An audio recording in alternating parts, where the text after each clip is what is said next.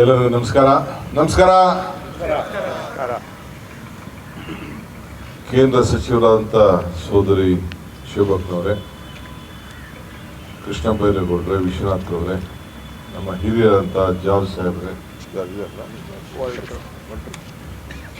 ಶ್ರೀನಿವಾಸರವರೇ, ಎಲ್ಲ ಅಧಿಕಾರಿಗಳೇ, ಮಾಧ್ಯಮ ಮಿತ್ರರೇ, ಎಲ್ಲ ಸ್ವಚ್ಛತೆಗೆ ಶಕ್ತಿ ಕೊಡಬೇಕು ಅಂತೇಳಿ ಬಂದಂಥ ಎಲ್ಲ ಮುಖಂಡರುಗಳೇ, ಮಹಾತ್ಮ ಗಾಂಧೀಜಿಯವರು ಸ್ವಚ್ಛತೆಯೇ ದೇವರು ಅಂತ ಹೇಳಿ ನಮಗೆಲ್ಲ ಮಾರ್ಗದರ್ಶನವನ್ನು ಕೊಟ್ಟಿದ್ದಾರೆ.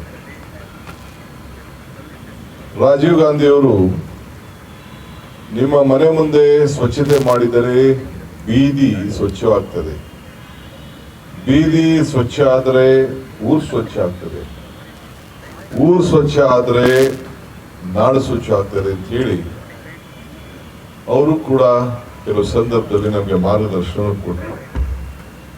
ಬೆಂಗಳೂರಿನ ಸ್ವಚ್ಛತೆ ಮಾಡಬೇಕಾದ್ದು ನಮ್ಮ ಕರ್ತವ್ಯ, ಆದರೆ ನಿಮ್ಮ ಬೆಂಗಳೂರನ್ನ ಕಾಪಾಡಬೇಕಾದ್ದು ನಿಮ್ಮ ಕರ್ತವ್ಯ. ಬೆಂಗಳೂರು ಸರ್ಕಾರ, ಬೆಂಗಳೂರಿನ ಆಸ್ತಿ ನಮ್ದಲ್ಲ, ಬೆಂಗಳೂರಿನ ಆಸ್ತಿ ಸರ್ಕಾರದಲ್ಲ, ಬೆಂಗಳೂರಿನ ಆಸ್ತಿ ನಿಮ್ಮ ಆಸ್ತಿ. ನಿಮ್ಮ ಆಸ್ತಿಯನ್ನ ಕಾಪಾಡಬೇಕು ಅಂತ ಹೇಳಿ ಈ ಒಂದು ದೊಡ್ಡ ಅಭಿಯಾನವನ್ನ ಹಮ್ಮಿಕೊಂಡಿದ್ದೇವೆ. ನಾನು ಪ್ರಾರಂಭದಲ್ಲಿ ಎಲ್ಲ ವೆಹಿಕಲ್ಸ್ ಅವರು ಯಾರು ತೆಗೆದುಕೊಂಡು ಡಂಪ್ ಮಾಡಿದ್ರು, ಅವರೆಲ್ಲರೂ ಕೂಡ ಪೊಲೀಸ್ ಅವ್ರಿಗೆ ಹೇಳಿ ಎಲ್ಲರೂ ಕೂಡ ನೋಟಿಸ್ ಕೂಡ ಇಶ್ಯೂ ಮಾಡಿಸಿದೆ, ಕ್ಯಾಮ್ರಾಗಳಿಟ್ಟು ಎಲ್ಲ ಮಾಡಿದ್ರು. ಒಂದು 15 ದಿನ ಕಂಟ್ರೋಲ್ ಇತ್ತು. ಅದಾದ ಮೇಲೆ ತಿರ್ಗಾ ಯಥಾಸ್ಥಿತಿ ಮಾಡ್ಕೊಂಡು ಬಂದಿದ್ದಾರೆ. ಈಗೂ ಕೂಡ ನಾನು ಪೊಲೀಸ್ ಅವ್ರಿಗೆ ಹೇಳ್ತಾ ಇದ್ದೇನೆ, ಯಾರು ಆ ರೀತಿ ಕಟ್ಟಡವನ್ನ ಪರ್ಮಿಷನ್ ಇದನ್ನ ತ್ಯಾಜ್ಯವನ್ನ ಪರ್ಮಿಷನ್ ಇಲ್ಲದೆ ನಿಮ್ಮ ಜಾಗದಲ್ಲಿ ನೀವೇನ್ ಗುರ್ತು ಮಾಡಿದ್ದೀರಿ ಆ ಜಾಗದಲ್ಲಿ ಹಾಕ್ಲಿಲ್ಲ ಅಂದ್ರೆ ಆ ವಾಹನಗಳನ್ನ ಸೀಸ್ ಮಾಡುವಂತ ಕೆಲಸ ಮಾಡಬೇಕು ಅಂತ ಹೇಳಿ ಕಟ್ಟಪ್ಪಣೆಯನ್ನ ಅವ್ರಿಗೆ ಕೊಡ್ಲಿಕ್ಕೆ ನಾನು ಇಚ್ಛೆ ಪಡ್ತೇನೆ. ಯಾಕೆಂದ್ರೆ ಅವರೇ ಎತ್ಕೊಂಡೋಗಿ ಹಾಕೋರೆಲ್ಲ. ಸೊ ಅದು ಬಹಳ ಜಾಗೃತಿಯಿಂದ ಇರಬೇಕು. ಇದು ನಾವು ನಾಗರಿಕರಿಗೆ ಸಿವಿಲ್ ಸೆನ್ಸ್ ನಾವು ತರಬೇಕು, ಜನರ ನಾಗರಿಕರನ್ನೇ ಉಳಿಸ್ಕೊಳ್ಬೇಕು. ಈಗ ತಾನೇ ಕೃಷ್ಣ ಬೈರೇಗೌಡರು ಹೇಳಿದ್ರು, ನಾನು ಅದಕ್ಕಾಲೆ ಒಂದು ಮಾರ್ಗದರ್ಶನವನ್ನು ಈಗಾಗಲೇ ಕೊಟ್ಟಿದ್ದೇನೆ. BDA ಆಗಲಿ ಯಾವುದೇ ಕಾರ್ಪೊರೇಷನ್ ಸೈಟ್ ಆಗಲಿ 5 ವರ್ಷದೊಳಗೆ ಅವರು ಮನೆಯನ್ನ ಕಟ್ಕೊಳ್ಬೇಕು. 5 ವರ್ಷದಲ್ಲಿ ಮನೆ ಕಟ್ಟಲಿಲ್ಲ, ಒಂದು ಸ್ವಚ್ಛತೆಯನ್ನ ಅವತ್ತಿಂದಲೇ ಅವ್ರು ಕಾಪಾಡಬೇಕು. ಒಂದು ಮನೆಯನ್ನ ಕಟ್ಟಲಿಲ್ಲ ಅಂದ್ರೆ ಅದಕ್ಕೆ ಡಬಲ್ ಟ್ಯಾಕ್ಸ್ ಸಿಸ್ಟಮು, ಇಲ್ಲ ಅಂದ್ರೆ ವಾಪಸ್ ಸೈಟ್ ಅನ್ನ ಪಡ್ಕೊಳ್ಳುವಂತ ವ್ಯವಸ್ಥೆಯನ್ನ ಮಾಡಬೇಕಾಗ್ತದೆ. ನಿಮ್ಗೆ ಏನ್ ಬೇಕು ಎಲ್ಲ ನಾವು ಸಾಲ ಎಲ್ಲ ಬ್ಯಾಂಕ್ಗಳೆಲ್ಲ ಕೊಡ್ತದೆ, ಮನೆಗಳಿಗೆ ಕಡಿಮೆ ದರದಲ್ಲಿ ಕೊಡ್ತದೆ. ನೀವು ಚಿಕ್ಕ ಮನೆ ಯಾರು ಕಟ್ಕೊಳ್ಳಿ, ಆಮೇಲೆ ಬೇಕಾದ್ರೆ ಹೊಡೆದಾಕ್ಬಿಟ್ಟು ದೊಡ್ಡ ಮನೆ ಕಟ್ಕೊಳ್ಳುವಂತೆ.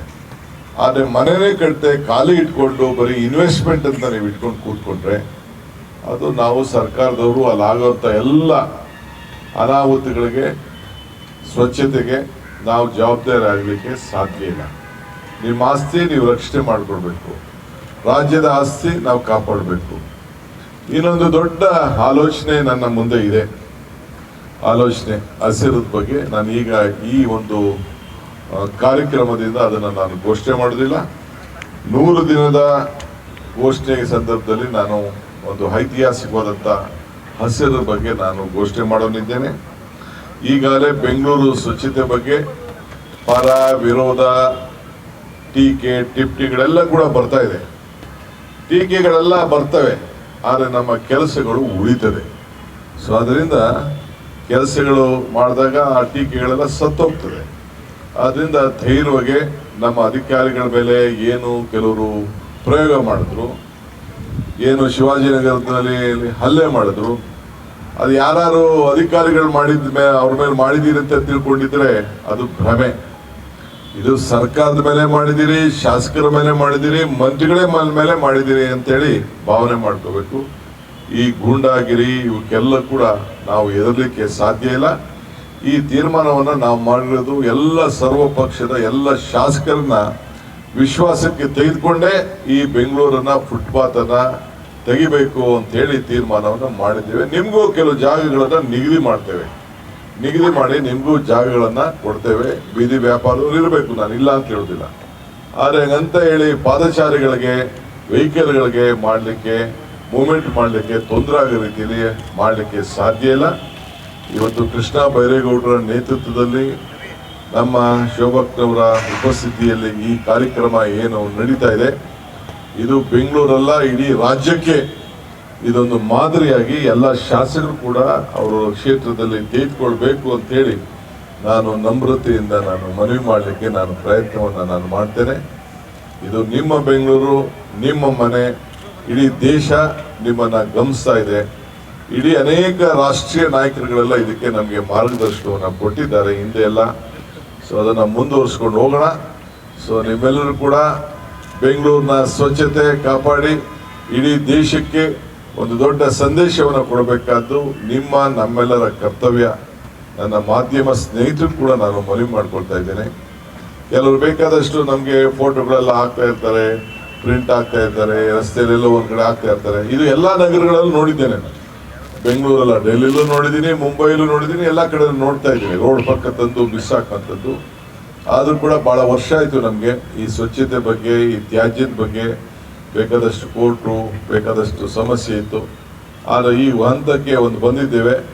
ಮುಂದೆ ಅದನ್ನು ದೊಡ್ಡ ಒಂದು ಹೊಸ ರೂಪವನ್ನು ಕೊಡ್ತಾ ಇದ್ದೇವೆ. ಇದಕ್ಕೆಲ್ಲ ನಿಮ್ಮ ಸಹಕಾರ ಇರಲಿ. ವಿಶೇಷವಾಗಿ ಈ ಒಂದು ಪವಿತ್ರವಾದಂಥ ಕಾರ್ಯಕ್ರಮಕ್ಕೆ ಸೆಂಟ್ರಲ್ ಮಿನಿಸ್ಟರ್ ಅವರು ಅವ್ರ ಕ್ಷೇತ್ರದಲ್ಲಿ ಬಂದು ಭಾಗಿಯಾಗಿ ಕೃಷ್ಣ ಬೈರೇಗೌಡರ ನೇತೃತ್ವದಲ್ಲಿ ಏನು ಈ ಯೋಜನೆ ನಡೀತಾ ಇದೆ, ಇದಕ್ಕೆ ನಿಮ್ಮೆಲ್ಲರ ಸಹಕಾರ ಇರಲಿ, ನಾಗರಿಕರ ಸಹಕಾರ ಇರಲಿ ಅಂತೇಳಿ ನಾನು ಪ್ರಾರ್ಥನೆ ಮಾಡಿ, ಇದನ್ನು ನಾನು ಸ್ವಚ್ಛತೆ ವಿಚಾರದಲ್ಲಿ ಕೆಲವು NGOಗಳು, ಕೆಲವು ಸಂಸ್ಥೆಗಳು ಅವರು ಕೂಡ ಒಂದೊಂದು ಏರಿಯಾನ ಟೇಕ್ ಓವರ್ ಮಾಡಿದ್ರೆ ಅದಕ್ಕೂ ಕೂಡ ನಾನು ಅವ್ರಿಗೆ ಸ್ವಾಗತವನ್ನು ನಾನು ಮಾಡ್ತೇನೆ.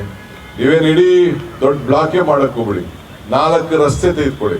ನಿಮಗೆ ಸರ್ಟಿಫಿಕೇಟ್ ಕೊಡುವಂಥದ್ದು, ಗೌರವ ಕೊಡುವಂಥದ್ದು, 4 ರಸ್ತೆನೇ ನೀವು ಅದನ್ನು ಅಡಾಪ್ಟ್ ಮಾಡಿಕೊಂಡು ಈ ಸ್ವಚ್ಛತೆನ ನೀವು ಕಾಪಾಡ್ಕೊಂಡು ಹೋಗುವಂಥ ಒಂದು ಕಾರ್ಯಕ್ರಮವನ್ನು ನೀವು ರೂಪಿಸಬೇಕು ಅಂತೇಳಿ ನಾನು ಪ್ರಾರ್ಥಿಸಿ ನಿಮ್ಮೆಲ್ಲರೂ ಕೂಡ ಶುಭ ಹಾರೈಸಿ ಈ ಒಂದು ಪವಿತ್ರವಾದಂಥ ಕಾರ್ಯಕ್ರಮಕ್ಕೆ ಚಾಲನೆಯನ್ನ ಬಹಳ ಸಂತೋಷದಿಂದ ಕೊಟ್ಟಿದ್ದೇನೆ. ಎಲ್ಲರಿಗೂ ಒಂದು ನಮಸ್ಕಾರ.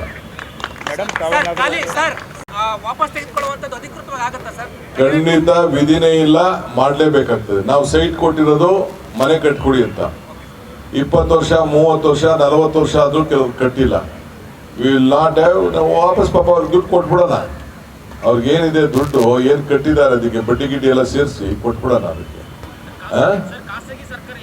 ಖಾಸಗಿ ಆಗಲಿ, ಸೈಟ್ ಅಲಾಟ್ಮೆಂಟ್ ಆಗಿರಲಿ, CITB ಇದಾಗಲಿ, ಯಾವ್ದಾದ್ರು ಸೊಸೈಟಿಯಿಂದ ಅಲಾಟ್ಮೆಂಟ್ ಆಗಿರಲಿ, ಯಾವುದೇ ಆಗಿರಲಿ, ಸರ್ಕಾರದಿಂದ ಸೈಟ್ ಬೇಕು ಅಂತ ಅವ್ರು ತೆಗೆದುಕೊಂಡ್ಮೇಲೆ, ಸರ್ಕಾರದಿಂದ ಅಲಾಟ್ಮೆಂಟ್ ಮಾಡಿದ್ಮೇಲೆ CITB ಇರ್ಬೋದು, BDA ಇರ್ಬೋದು, ಒಂದು ಸೊಸೈಟಿ ಇರ್ಬೋದು, ಎಲ್ಲೇ ಆಗಲಿ ತೆಗೆದುಕೊಂಡ್ಕೊಂಡ್ಮೇಲೆ ಅವ್ರು ಕಟ್ಟಬೇಕಾದ ಅವರ ಡ್ಯೂಟಿ. ಅದಕ್ಕೆ ನಾವು ಅವರೆಲ್ಲ ಕಾಂಪೌಂಡ್ ಹಾಕೊಳ್ತಾ ಹೋದ್ರೆ, ಬರೀ ಕಸ ಹಾಕೊಂಡು ಕೂತ್ಕೊಂಡ್ರೆ ಯಾರೋ ಕಸ ಹಾಕ್ಬಿಡ್ತಾರೆ. ಅವ್ರು ಹಾಕ್ದೇ ಇರ್ಬೋದು, ಅವ್ರ ಜಾಗಕ್ಕೆ ಅವ್ರು ಕಸ ಹಾಕ್ದೇ ಇರ್ಬೋದು. ಅದನ್ನು ರಕ್ಷಣೆ ಮಾಡ್ಕೋಬೇಕಾದ್ದು, ಅವ್ರ ಆಸ್ತಿಗಳನ್ನ ರಕ್ಷಣೆ ಮಾಡ್ಕೊಳ್ಬೇಕಾದ್ದು ಅವರ ಡ್ಯೂಟಿ. ಮತ್ತೊಂದು ತಾವಿದ್ದಾಗ ಬಿಜೆಪಿ ನಾಯಕರು ಆರೋಪ ಮಾಡ್ತಾ ಇದ್ದಾರೆ. ನೋಡಪ್ಪ, ಬಿಜೆಪಿಯವರು ಸ್ನೇಹಿತರು ಆರೋಪ ಮಾಡ್ತಾರೆ. ಪಾಪ ನಾನು ಗೌರವ ಅವರೇ ಸಲಹೆ ಕೊಟ್ಟಿದ್ದು ಆಲ್ ಪಾರ್ಟಿ ಮೀಟಿಂಗ್ ಕರಿಬೇಕು ಅಂತ. ಇನ್ನು ನೀರು ಬಿಟ್ಟಿಲ್ಲ. ಆದರೆ ಸಾಯಂಕಾಲದಷ್ಟೊತ್ತಿಗೆ ನೀರು ಬಹುಶಃ ಒಂದು ಡ್ಯಾಮ್ ತುಂಬುವಂಥ ಒಂದು ಪರಿಸ್ಥಿತಿ ಬಂದ್ಬಿಟ್ಟಿದೆ. ನೀರನ್ನು ನಾನು ಹಿಡ್ಕೊಳ್ಳೋಕ್ಕೆ ಆಗುವುದಿಲ್ಲ. ನಾಳೆ ನಮ್ಮ ಎಲ್ಲ ಆಗಲೇ ತಮಿಳುನಾಡವರು ಸುಪ್ರೀಂ ಕೋರ್ಟ್ ಹೋಗಲಿಕ್ಕೆ ತಯಾರು ಮಾಡ್ಕೊಂಡಿದ್ದಾರೆ ಅಂತೇಳಿ ಇವತ್ತು ಸ್ಟೇಟ್ಮೆಂಟ್ ಕೂಡ ಕೊಟ್ಟಿದ್ದಾರೆ. 36ರಿಂದ 39 ಕ್ಯೂಸಿಕ್ ನೀರು ಬೆಂಗಳೂರು ನಗರಕ್ಕೆ ಬರ್ತಾ ಇದೆ. ಬೆಂಗಳೂರಿಗೆಲ್ಲ ನಮ್ಮ ಕಾವೇರಿಲಿ ಹರಿತಾ ಇದೆ. ಅವ್ರು ಕೊಟ್ಟಿರೋದು 3600. ಆದರೆ ವಿರೋಧ ಪಕ್ಷದವ್ರಿಗೆ ಚರ್ಚೆ ಮಾಡಿ, ಕಾನೂನು ತಜ್ಞರ ಚರ್ಚೆ ಮಾಡಿ ನಾಳೆ ತೀರ್ಮಾನವನ್ನು ಮಾಡ್ತಾರೆ.